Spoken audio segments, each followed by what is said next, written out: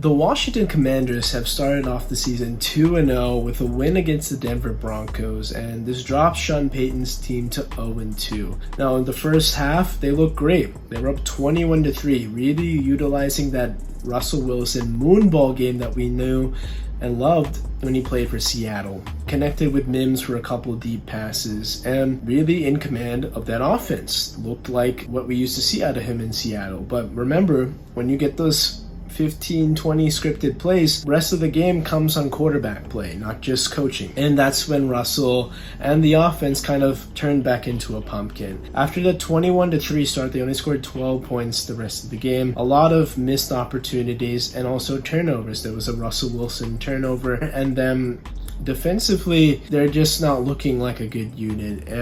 Let's give some credit to the Commanders. I mean, Sam Howell in 2 starts looks very good. Some of the most consistent quarterback play we've seen maybe since Kirk Cousins was leading this team. Just a yard shy of a 300-yard passing day, 2 touchdown passes, and a great snag by Terry McLaurin in, I think, triple coverage. If they're doing this on a consistent basis with Eric Bieniemy calling plays, which something to be noticed with, I think this team could be something to be reckoned with, because they're not just a walkover team in the NFC East. It could be a playoff team, because that defense as well, with Chase Young, who was a defensive rookie of the year 3 years ago, and then the last 2 years riddled with injuries. And this year, making his season debut in week 2, had 1.5 sacks, and that goes on with 7 total sacks for the entirety of the game.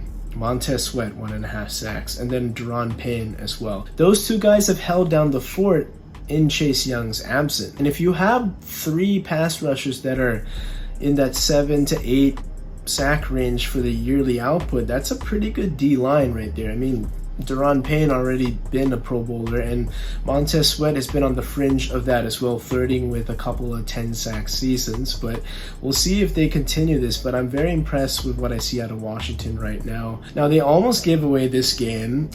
They allowed Russell Wilson and the Broncos to score a touchdown as time expired. Now, the problem is they came off a Hail Mary, and they needed a 2-point conversion. Now, we can talk about the DPI missed until the cows come home, but it was called no DPI on the field. It remained that way. There's no way to review it.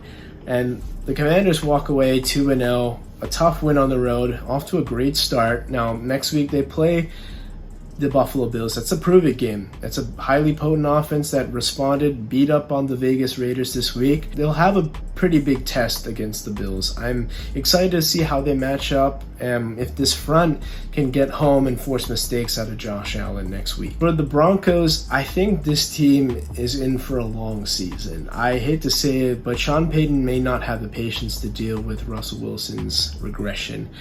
It just seems like something is off. He's playing older, whereas other quarterbacks are maybe playing younger, like Tom Brady did.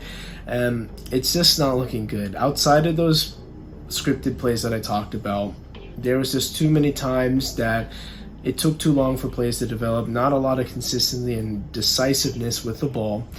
A lot of lack of execution. There was a red zone play where he fired the ball too hard and it landed incomplete. If Russ doesn't improve it, they're already 0-2, not looking good to start off. They can change that, of course. Could mean that Denver and Russell Wilson could be on the way to a divorce.